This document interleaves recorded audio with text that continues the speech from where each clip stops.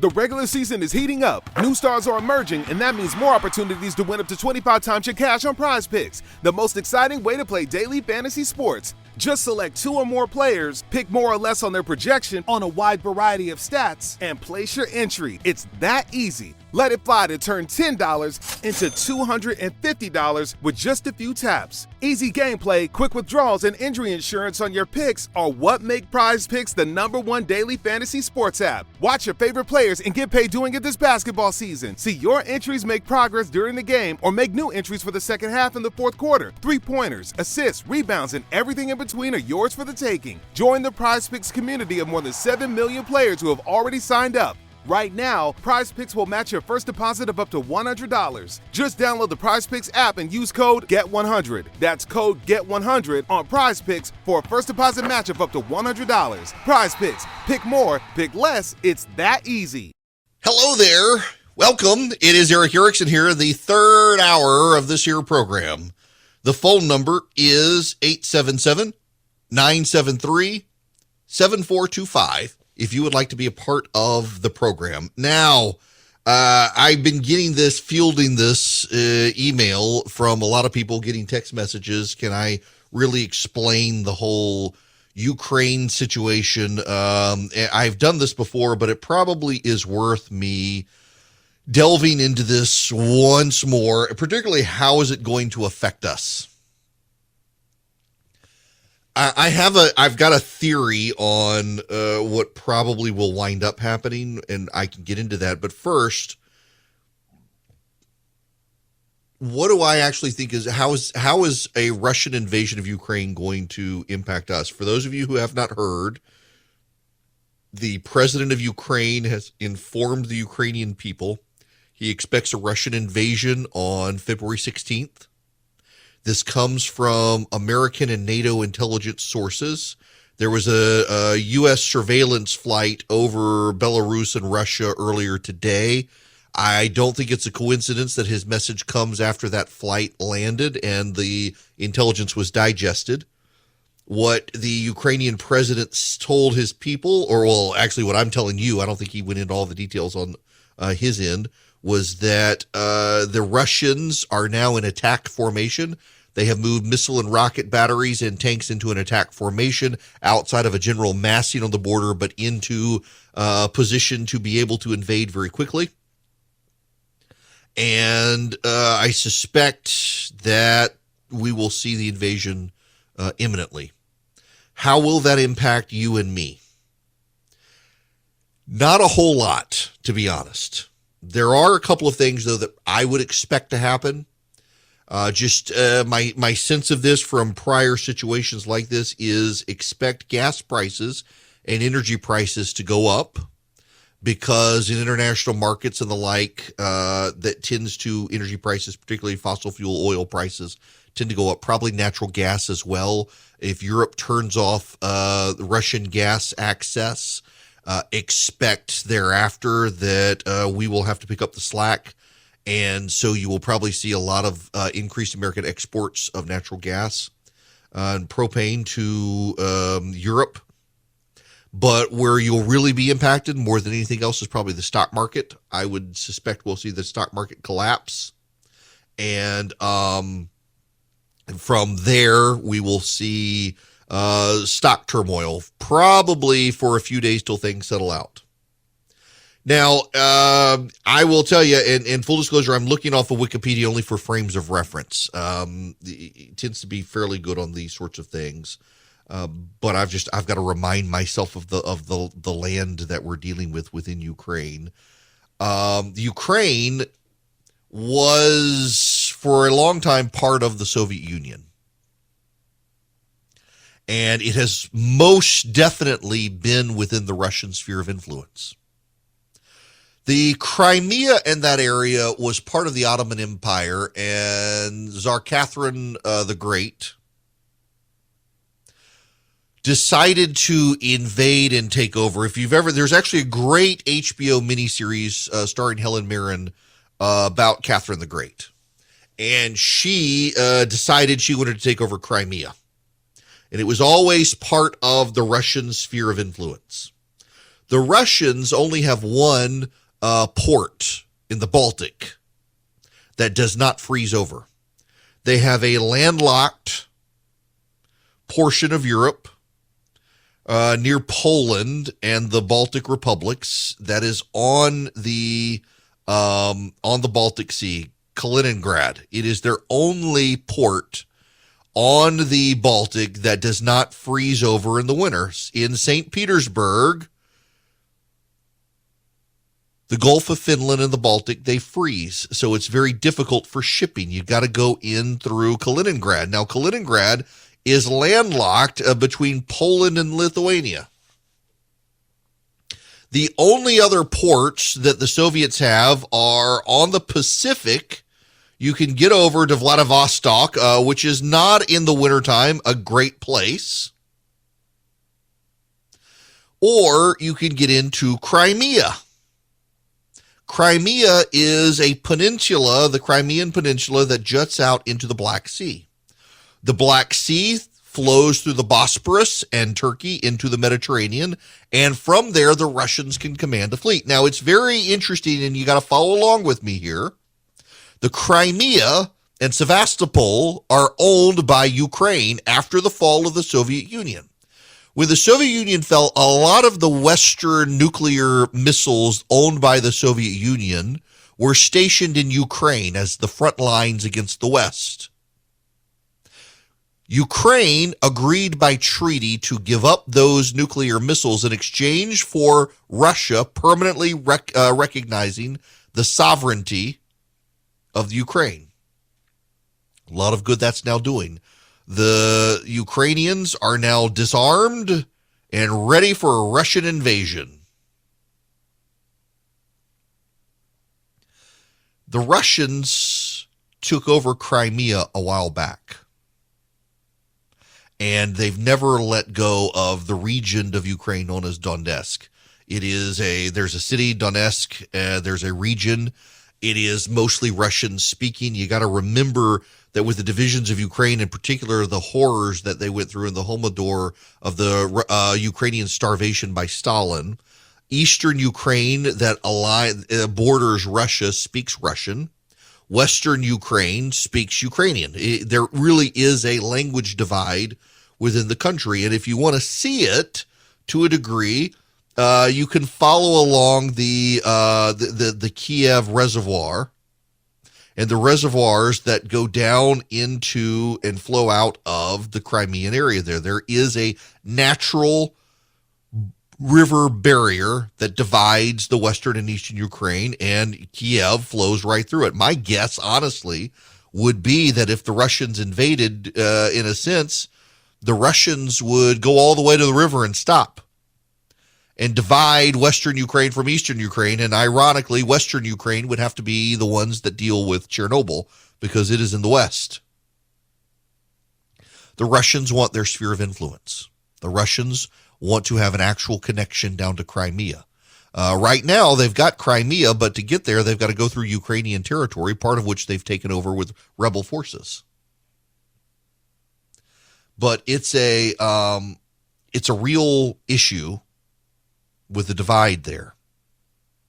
And it is a real issue that tests Western powers. Now, we need to back up a little bit here because you got to understand the larger play at stake. The Ottoman Empire. Yes, we're going all the way back, folks. The Ottoman Empire fell around World War I. After World War I, the British were sent in with the other European powers to play cleanup.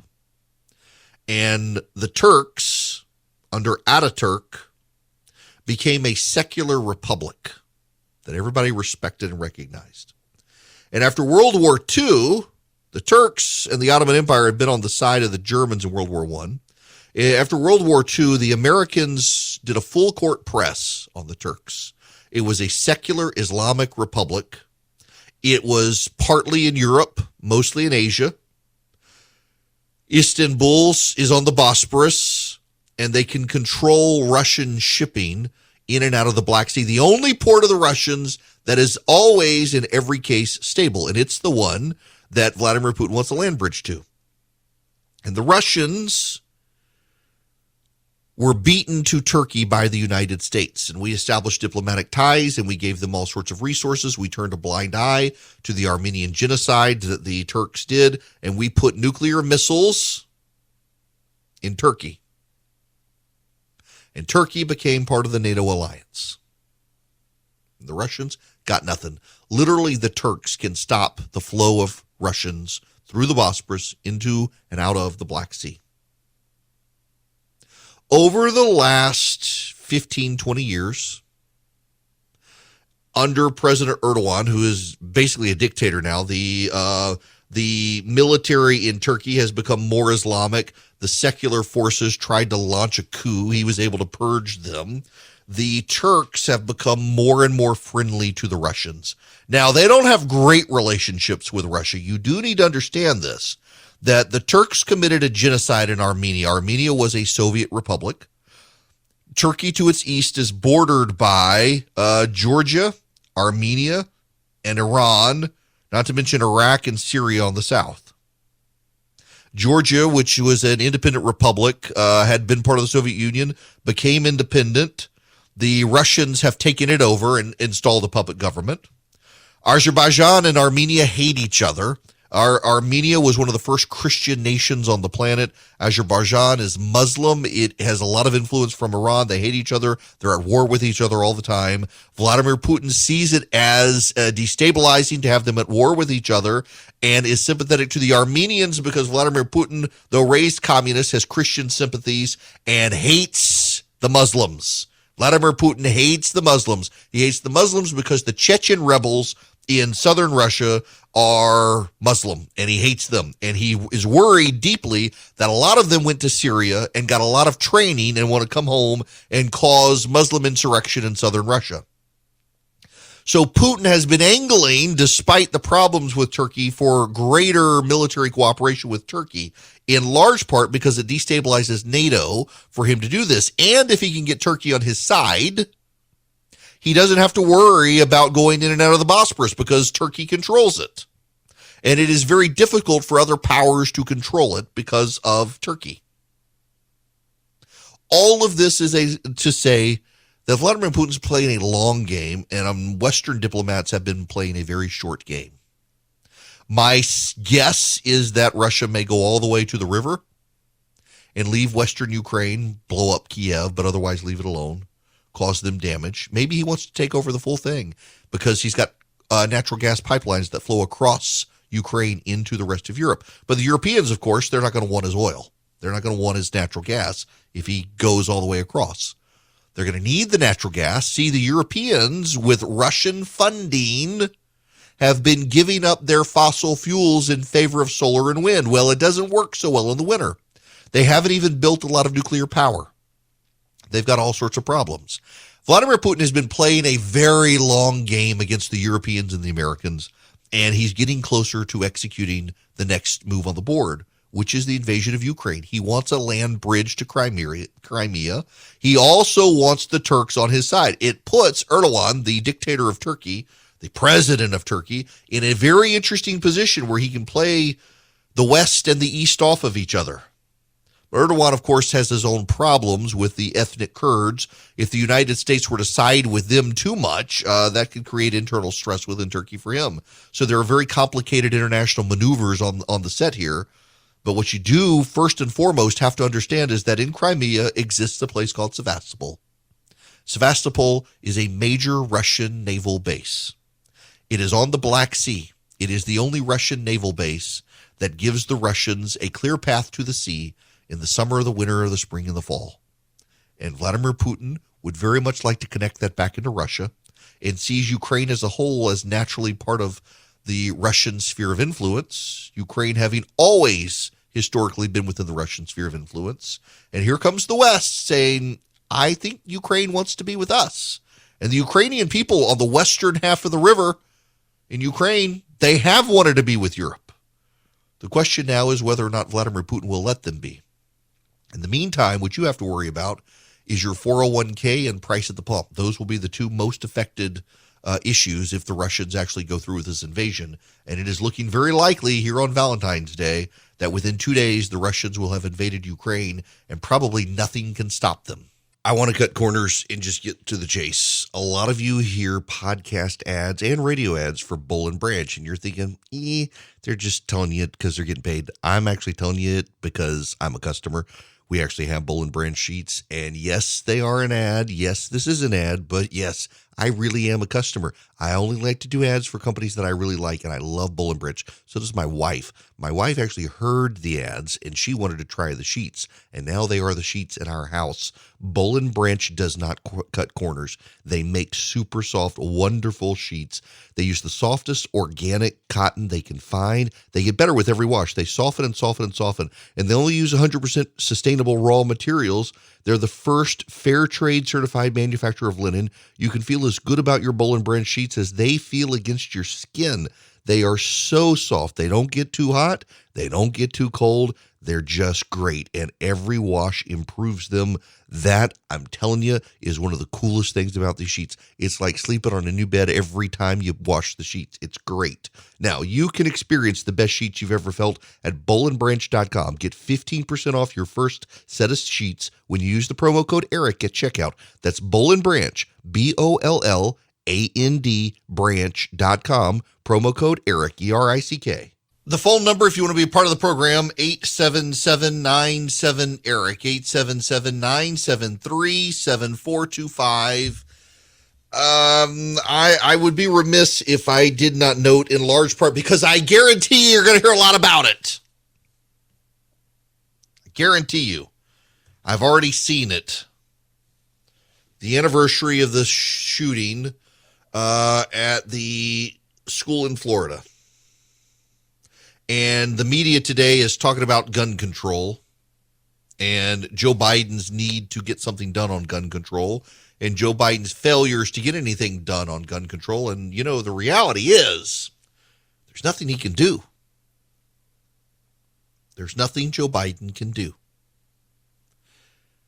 Congress has to act to get something done, and Congress isn't going to act. And I continue to have to say, as much as the events were horrific at all the school shootings, and all school shootings are horrific, I do think that we need to be mindful of the fact that overwhelmingly the people who engage in those shootings, they didn't follow the law to begin with. Short of confiscating guns, you're not going to stop it. And the reality is that you're not going to ban guns in this country because it requires a 2/3 vote of both houses of Congress and 3/4 of the states to agree. And so I personally think we have to think differently in this country about guns. So much of the conversation from the left on guns is done from a standpoint of let's get rid of them when you can't. The genie's out of the bottle and we have the Second Amendment. You can't do the Australian model of a forced gun buyback program. So my preferred solution is everybody get a gun, learn how to use it. Arm everybody. Require everybody have one. Make everybody go learn how to use them properly. And then dare the bad guy to come in the school knowing that everybody else there is going to be armed and can shoot back. Now, I know for a lot of people that's an appalling idea. I understand that. I understand that when I say this thing, it triggers some people. But everyone who talks about gun control policy in the United States of America talks about it from the standpoint of let's round up all the guns. Notice how often as well they talk about long barrel guns. They don't talk about handguns when handguns are the source of most gun violence in this country. So give guns to people, teach them how to use them, and keep each other safe. Ultimately, at the end of the day, the problem we have is a spiritual soul problem. It's not otherwise a problem that the government can involve itself with. There is nothing under the sun that can be done to a broken soul that decides to commit mass violence except healing the soul. And the government is so into separation of church and state, and so many churches have abdicated responsibility and they send their missionaries abroad instead of here at home in their own backyard. We got a lot of undernourished souls that are breaking in this country. What we see with the violence in this country is so often souls that are broken. Now, we can't go out and fix all those souls. We're not going to. I wish we could, but we're not. But in the meantime, letting the good guys have guns, I think, and encouraging them to learn how to use them safely would be something. And I got to tell you, I'm not a big fan of guns. They scare me. They take lives. I know someone who very recently was cleaning his gun and accidentally shot himself. And he knows his way around guns, and it was totally an accident. And accidents happen. Guns worry me. They do. And I use them regularly. I know how to use them. I haven't been to the gun range in a while because bullets have been really expensive and I need to go. They're not something I like having around the house, but I feel at this point they're a necessity. You call 911 when the guy's breaking down your door. 911's not going to get to you in time. I just think as a nation, there's so much complaining and screaming and fretting and legitimate fear and concern about guns and the conversations about guns. And the media uses tragic anniversaries like school shootings to have conversations about gun control. The reality is the laws in place and the laws proposed did not stop the people who caused these things. So maybe we should start thinking differently about gun policy in this country since we have a Second Amendment we're not getting rid of. And part of that involves putting guns in everybody's hands and teaching them responsibly how to use them to protect themselves. For my friends in Georgia, some breaking news for you guys. Andrew Pinson has just been named to the Georgia Supreme Court by Brian Kemp. Coming soon to an ad somewhere, I put a clerk for Clarence Thomas on the Supreme Court. Andrew Pinson, he's on the Georgia Court of Appeals. He'll be replaced there by Ben Land, who had been a Superior Court judge in the Chattahoochee Judicial Circuit.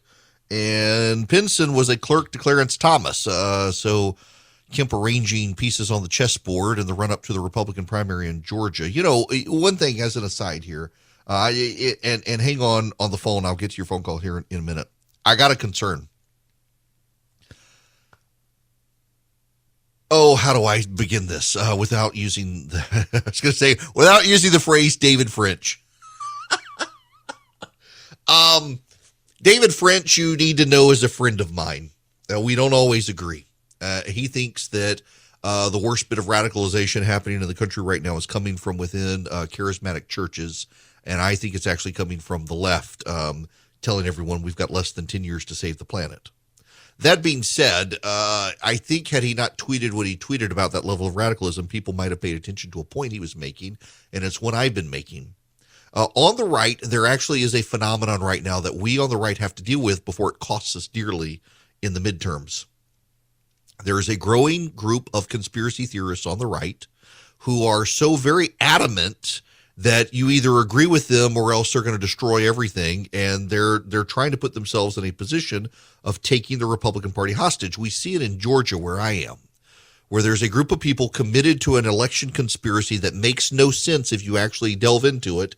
And if you don't agree with them, they would rather get Stacey Abrams elected and burn down the Republican Party than reelect Brian Kemp, who they say didn't do enough to stop the stolen election, when the Constitution of Georgia, they don't seem to realize, prohibits him from doing anything whatsoever involved in an election. There was nothing he could do.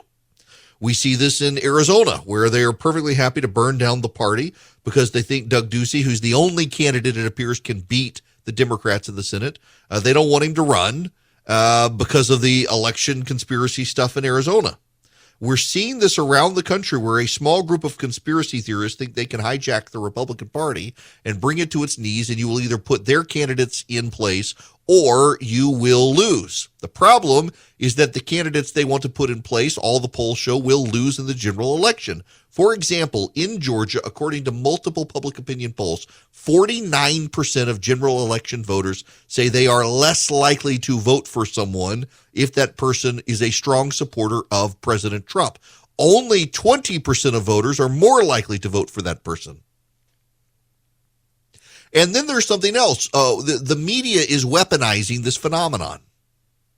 So, for example, candidates who are agnostic on Trump, the media is reporting on them. This person's not a sufficient humper of the leg of President Trump. What are you going to do about it, Mr. President? Daring to get Donald Trump's ire to come out on this person. So the person has to take a position on Trump. And if they take a pro-Trump position, the media's like, another person comes out for Donald Trump. You can't vote for this guy now. I mean, the media is weaponizing this phenomenon against Republicans. So you do have to be aware of the situation that David French was writing about, even if you don't like the tone about which he wrote it or the tweets that came with it.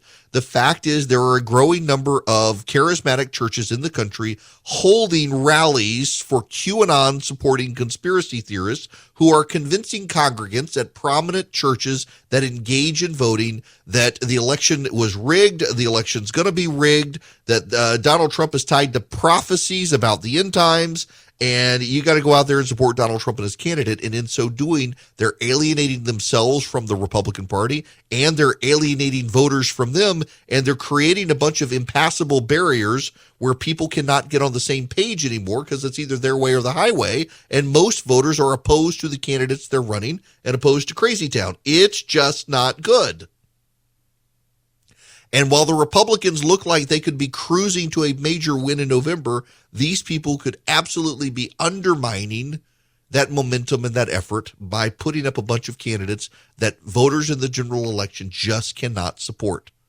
The Republicans have got to be concerned about that. They've got to be concerned about the radicalism, even as I disagree with David and think that we need to be far more concerned with radicalism on the left. It's not to deny that there isn't some level of radicalism happening on our side with people who they're really, y'all, it's kind of crazy town out there. The number of people who come up with prophecies and tie Donald Trump into those prophecies and try to claim that the end times are dependent on the reelection of Donald Trump, or you want to bring about the second coming of Jesus, you got to get Donald Trump back in the White House. It's some bizarre stuff out there, and it's happening under the radar, but it's happening at a growing number of charismatic churches. I do not think, however, that it is as large a phenomenon as what David says. And I'm far more concerned about the coming violence on the left from a bunch of people who think that the world is coming to an end in 10 years unless they stop the Republicans from getting reelected. Now, having gotten that off my chest, I want to go to Berkeley, who's been waiting patiently. Berkeley, welcome to the program. Hey, how you doing? Great. How are you? I hope you're doing fine. I am. Hope you are too. Okay, I'm calling you about when you made the statement about the Crimea of Ukraine, telling the people to take up arms. Yeah, the president there's been opposed to that in the past. Right. Well, that's why our Second Amendment is so great. There it says we are the militia. So if we ever got invaded, as big as our country is, we have Americans to stand behind our soldiers to help. Right. Amen. So that's what I wanted to tell you. And I'm a supporter of Brian Kemp, and I'm a great, loving African-American man of these great United States, and I'm a service member. And I also retired 34 years as a law enforcement officer. Well, so God bless you for that, I love man. listening to you. No problem. I love listening to you, so I'm going to let you go. I just want everybody to know that that's why the Second Amendment's there for. And they are trying to take it away from us. They sure are. Berkeley, thank you very much. Thank you so much. I appreciate that phone call. That makes my day. And thank you for your service. And he's right. A well-armed militia. We have the right to keep and bear arms. The Ukrainians right now don't. I wonder if the president of Ukraine wonders if maybe he should have supported Second Amendment rights in Ukraine. I mean, obviously they call it gun rights, I should say, not Second Amendment rights, which he is not. Having a well-armed populace, everyone in Switzerland gets a gun and learns how to use it, and they're all part of the Swiss military, and even Hitler himself didn't want to try to invade Switzerland. It would have been a bloodbath for him.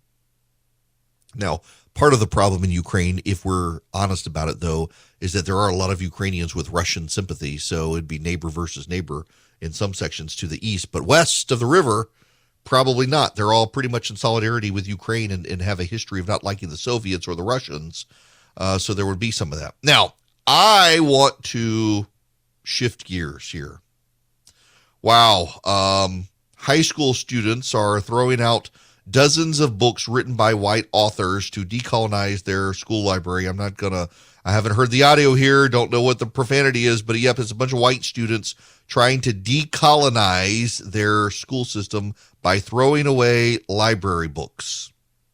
Here we go. Well, now, I want to play for you again. We had a call earlier about this audio. And I want to play for you this audio because some of you may not think this is real. This is a woman named Carol Adams. Carol Adams is a vegan. She is a feminist. She is an animal rights supporter. I play this in part because Charlie was not here last week and he did not get the joy of hearing this woman. But there's something to say about this related to Tim's point earlier about language. The caller earlier. Listen to this. Meat eaters assert that animals are not. I believe we should move beyond all meat. The assumption that the best protein comes from corpses is a racist belief. How do you know the animal would have picked you to feed off their corpse? 21st century animal eating requires our complicity in a new colonialism. These events especially affect girls and young women. Your hamburger comes with a dose of misogyny. Popular culture is flooded with references to sexy cows, sexy pigs, sexy chickens, sexy fishes, who all just want to have fun. Meat eating is also one of the ways gender-based structures of oppression are perpetuated. Masculinity, a construct of the gender binary facing constant destabilization, feels always under threat, and eating animals is its protection racket. White supremacists weaponized it, eating meat, eggs, and dairy, and the baiting of liberal men as so-called soy boys are all part of the neo-Nazi messaging. Neo-Nazi messaging. To say you care about animals is considered a sign of weakness in a world still committed to the gender binary.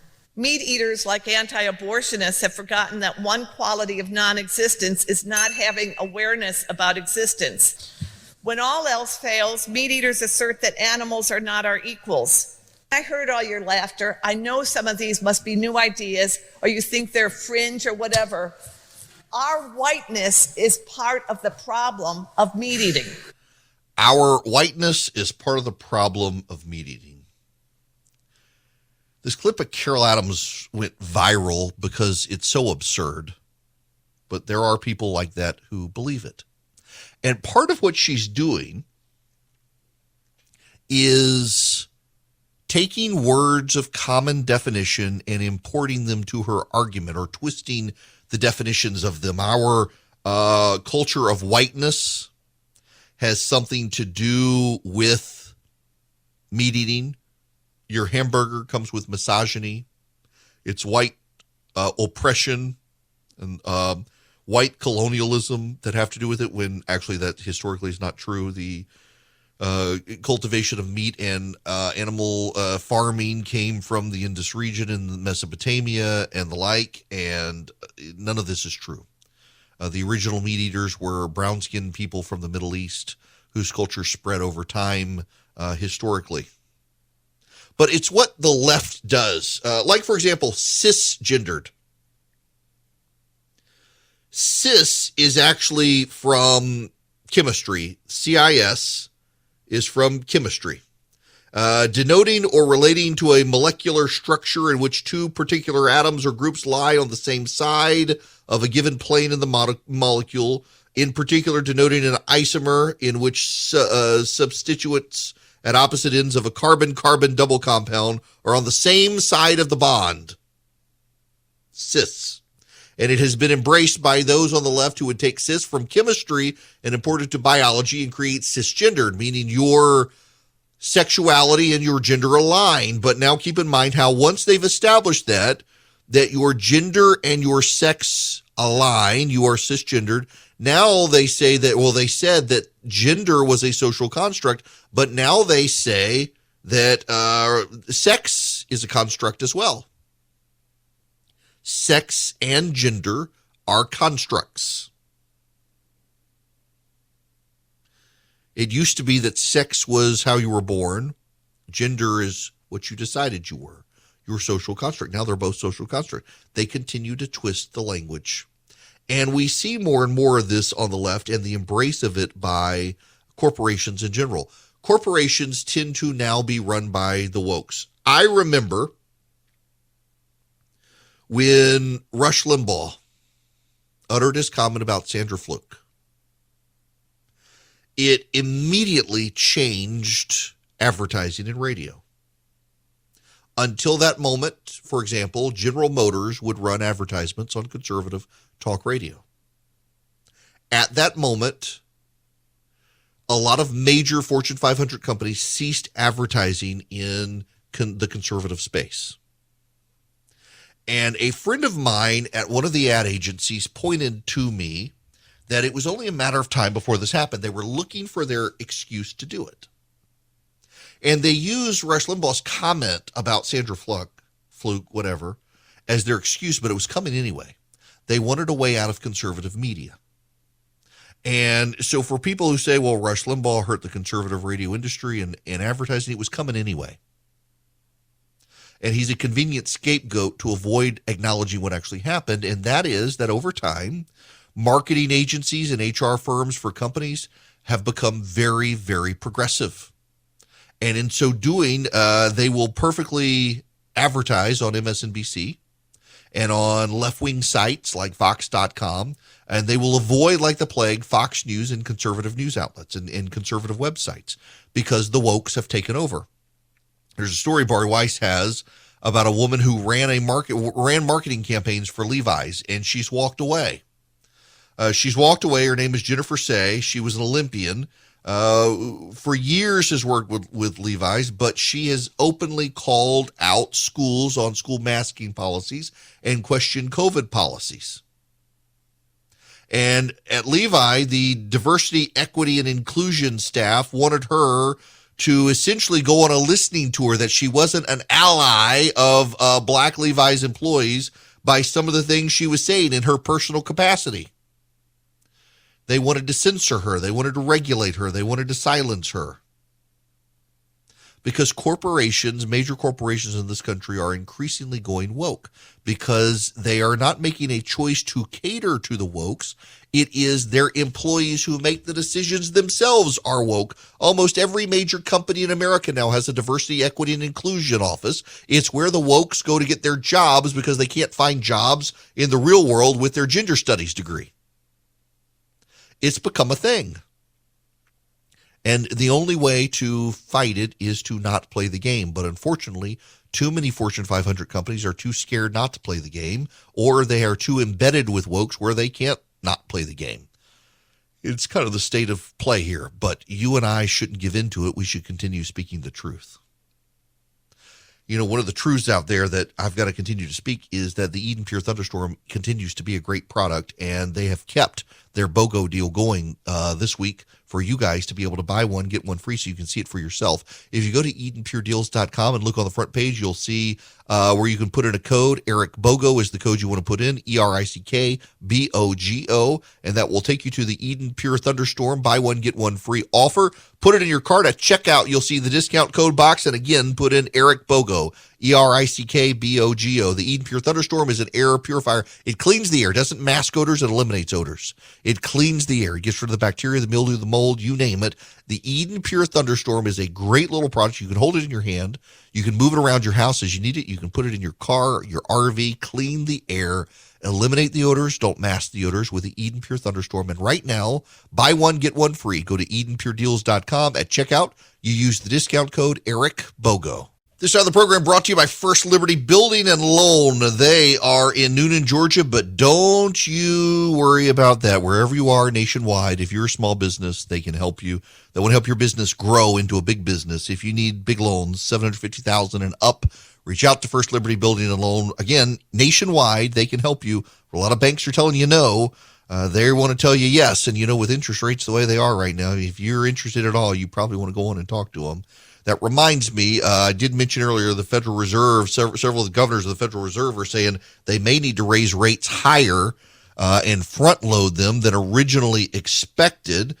St. Louis Fed President James Bullard told CNBC this morning he thinks the Fed needs to push rates up quickly, that their credibility is on the line. He says, quote, I do think we need to front load more of our planned removal of accommodation than we would have previously. We've been surprised at the upside on inflation. This is a lot of inflation. Our credibility is on the line here. We have to react with this data. However, I do think we can do it in a way that's organized and not disruptive. So it looks like the markets are expecting 50 basis points. That's a 0.5% increase, which is probably where it's going to be. I don't think we'll get a whole 75 basis points or 100 out of the gate. I just don't see him doing that. That could cause more harm than good. That being said, interest rates are going to be going up soon, folks. In fact, out there in the marketplace, they already are starting to do that. So you probably are about to miss your time to refi and things like that if you don't hurry up and get it done, if you haven't already. All right, be back tomorrow. Who knows what the news will have in store for us on Ukraine and the like. See you guys then.